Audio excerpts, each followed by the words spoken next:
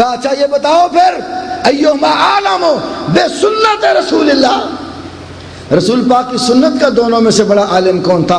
امام محمد نے قسم کھا کے بتایا رسول کی سنت میں بھی امام مالک امام ابو حنیفہ سے بڑے عالم تھے۔ شافعی نے کہا قسم کھا کے یہ بھی بتا صحابہ کے اقوال میں بڑا عالم کون تھا؟ امام محمد نے قسم کھا کے تیسری بار بھی فرمایا اقوال صحابہ میں امام مالک امام ابو حنیفہ سے بڑے امام تھے۔ شافعی نے کیا کہا؟ فرمایا فلم یبقى الا القیاس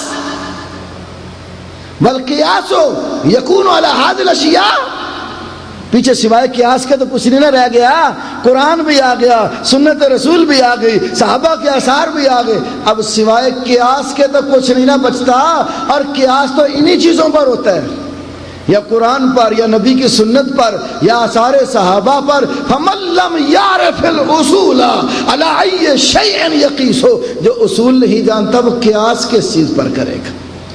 تو اتنا بڑا عالم امام و دار الحجرہ درس حدیث دے رہے ہیں، اور ان کے شاگرد عبداللہ بن وہب نے پوچھا استاد جی مسئلہ بتاؤ، جب بندہ وضو کرتا ہے دوران وضو پاؤں کی چھوٹی انگلی یہ ہاتھ کی چھوٹی انگلی کے ساتھ پاؤں کی انگلیوں میں خلال کرنا کیسا ہے؟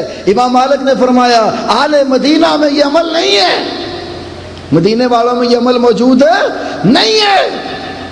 ابن وہب جو مالک کے بھی شاگرد تھے، مصر کے رہنے والے بہت بڑے امام اور محدث تھے، وہ بھی حدیث میں جب کچھ مجمع تھوڑا ہو گیا نا، استاد کے ادب کا خیال کرتے ہوئے کہا عندنا فی ذالک سنت، ہمارے پاس اس مسئلے میں ایک سنت موجود ہے۔ امام مالک فرماتے بیان کرو کیا سنت ہے؟ کہنے لگے مجھے حدیث میں لیث بن سعد نے، عبداللہ ابن لہیہ نے، عمرو بن الحارث نے اور دیگر کچھ لوگوں نے، انہوں نے یہ یزید بن معافری سے بیان کی، انہوں نے عبد الرحمن الحبلی سے، وہ کہتے ہیں میں نے شداد ابن الاوس سے سنا، یہ شداد ابن الاوس وہ صحابی رسول ہے جو آپ کے بعد ہجرت کر کے مصر میں آ گئے تھے، اہل مصر نے ان سے حدیث سنی، مدینے والوں کو اس حدیث کا علم نہیں تھا، تو فرمانے لگے شداد ابن الحاد نبی پاک صلی اللہ علیہ وسلم وضو فرماتے تھے، اپنے چھوٹی انگلی ہاتھ کی جو ہے خنصر اس کے ساتھ پاؤں کی انگلیوں کو ملتے اور خلال کرتے تھے۔ امام مالک نے شاگرد کی زبان سے جب حدیث رسول سنی تو کیا فرمایا ان ھذا الحدیث حسن، یہ حسن کی اصطلاح اس وقت پیدا نہیں ہوئی تھی، جس طرح لغت میں آئے کہ یہ ٹھیک ہے، درست ہے، جید ہے، عمدہ ہے، بہترین ہے، باعتبار لغت اس وقت یہ لفظ مستعمل تھا، اصطلاح تو امام ترمذی کے دور میں آ کر بنی ہے۔ بارک فرمایا یہ حدیث درست ہے، پھر کیا ہوا؟ فرمایا واللہ ما سمعت ھذا الا الساعہ، اللہ کی قسم ہے میں نے یہ حدیث اب اس وقت سنی، اس سے پہلے کبھی نہیں سنی۔ پھر عبداللہ بن وہب فرماتے ہیں اس کے بعد جب حدیث رسول امام مالک نے سن لی اور مدینے والوں کے عمل کی کبھی پرواہ نہیں کی، اور جو بندہ مسئلہ پوچھتا فکان یامر بتخلیل الاصابع، انگلیوں میں خلال کا حکم دیتے کہ میرے پیغمبر کی جب حدیث آ گئی تو مدینے والوں کے عمل کی بھی کوئی پرواہ نہیں ہے۔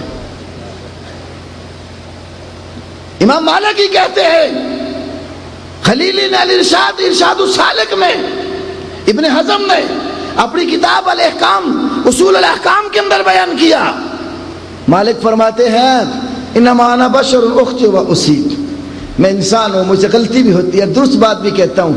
اور کئی سندوں سے مالک سے یہ بھی مروی ہے رسول پاک کی قبر روضہ مبارک کی طرف اشارہ کر کے فرما کرتے تھے لیس کل احد یؤخذ و یترک الا صاحب ھذا القبر، کائنات میں ہر بندے کی بات کو لیا بھی جا سکتا ہے، چھوڑا بھی جا سکتا ہے، ایک ہستی ایسی ہے جس کی بات چھوڑی نہیں جاتی، وہ روضہ کے اندر سونے والی آرام کرنے والی ہستی محمد رسول اللہ کی ہے صلی اللہ علیہ وسلم۔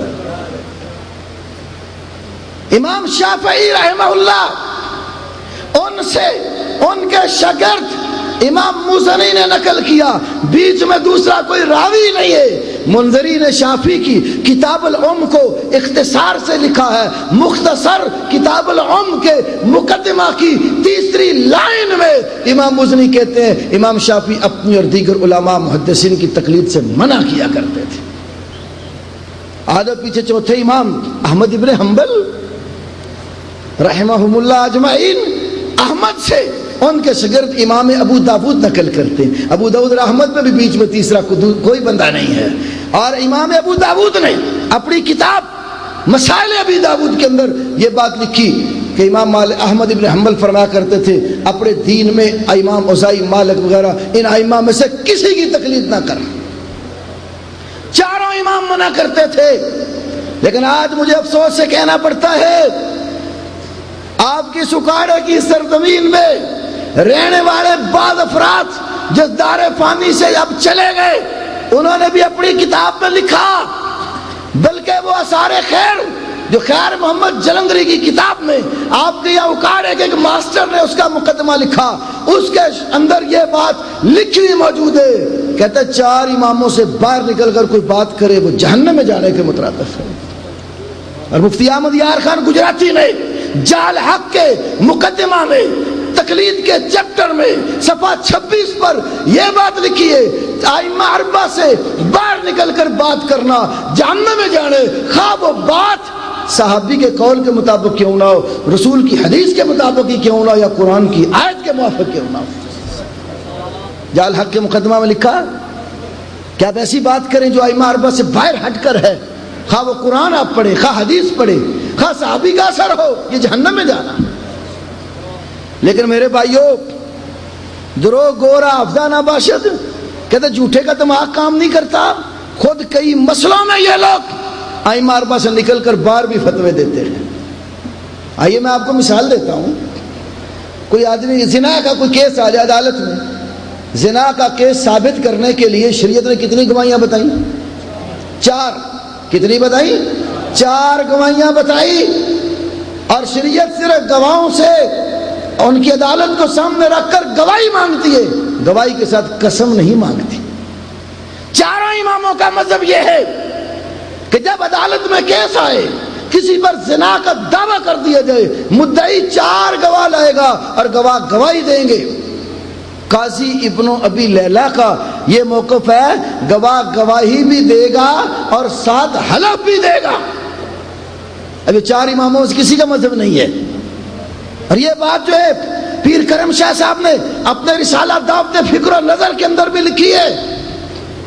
اور ابن نجیم حنفی جنہیں ابو حنیفہ ثانی کہتے ہیں، انہوں نے اپنی کتاب الاشباح والنظائر کے اندر بھی یہ بات لکھی ہوئی ہے کہ بعد والے آنے والے مفتیوں نے 4 اماموں کو چھوڑ کر قاضی ابن ابی لیلہ کے قول پر فتویٰ دے دیا.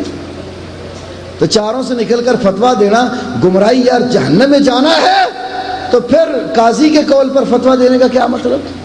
اور آج کے اس دور میں وہ لوگ جو یہ باتیں کرتے ہیں ان کے گھر میں جب کوئی کیس رونما ہو جائے، خاص طور پر طلاق کا، ائمہ اربعہ سے ہٹ کر اہل حدیث کے پاس آتے کہ نہیں فتویٰ لینے؟ ہمارے پاس ایسے ایسے مولویوں کی فہرستیں موجود ہیں، عوام کو بات بتائے طلاق ثلاثہ میں کہیں گے حلالے کے سوا چارہ نہیں، اپنی بیوی کو طلاق دے بیٹھے تو کہتے ہیں حلالہ بغیرتی ہے. یا اس مجلس میں میرے پاس گواہ موجود ہیں. میرے پاس ایک مفتی آیا، وہ ایک جماعت کا لیڈر، تو اس نے کیا، صاحبزادہ ابتسام صاحب آئے، بیٹھ جائیں، تشریف رکھیے. استقبال کے لیے ہاں جی کریں، میں بس بات ویسے ہی ختم کرنے والا ہوں. کر لیں بات، میں 2-4 اس کو صحیح کرو، ادھر سے صحیح کرو. میں بات یہ عرض کر رہا تھا کہ اہل حدیث کا جو عقیدہ اور نقطہ نظر ہے وہ اللہ کی وحی پر مبنی ہے، قرآن اور سنت پر. اور یہی دعوت امام مالک، امام شافعی، امام احمد ابن حنبل اور دیگر ائمہ حدیث نے پیش کی. میں نے ائمہ اربعہ کے صحیح اسانید کے ساتھ اقوال آپ کے سامنے ذکر کر کے اس بات کو واضح کر دیا ہے کہ جو بات اہل الحدیث کہتے ہیں قرآن بھی حق ہے اور اللہ کے نبی کی حدیث اور سنت بھی حق ہے، اور اسی حق کو دنیا میں عام کرنے کے لیے اللہ کی توفیق سے یہ شیر دل نوجوان، بوڑھے اور بچے اس راہ کے مسافر بن کر اللہ کے دین کا پرچم کائنات کے کونے کونے میں لہرانے کے لیے نکلے ہیں. اور قرآن نے جس کو حق کہا، سنت نے جس کو حق کہا، وہ صرف اللہ کی وحی ہے. کسی شخص کی ذاتی رائے، کسی کا قول، کسی کا خیال تخمین اور اندازہ دین نہیں ہے. دین وہ ہے جو وحی کی صورت میں اللہ نے محمد رسول اللہ صلی اللہ علیہ وسلم پر نازل کیا. اور کائنات میں واحد اہل الحدیث ایک ایسی جماعت ہے جس نے اپنا دین، اپنا عقیدہ، اپنے احکام و مسائل کی بنیاد اللہ کی وحی پر رکھی. باقی لوگوں نے کسی نہ کسی رنگ میں اللہ کے قرآن کو یا رسول اللہ کی حدیث کو چھوڑا ہے.